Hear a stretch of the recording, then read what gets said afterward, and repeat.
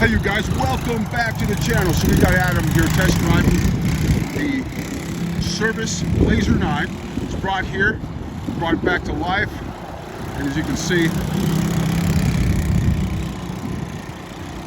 it's running as it should. These were part of the two ATVs that were brought to us. It's a 125 BLAZER 9. Adam's 6'4", 240 pounds, as you can see.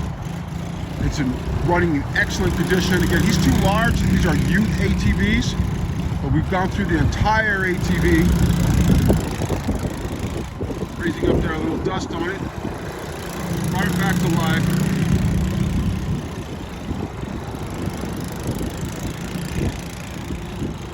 Tighten up that front suspension.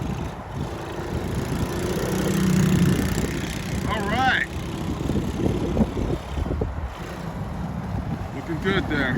Working order. How did it feel? Good. I can see, yeah, you have too much fun on that right there.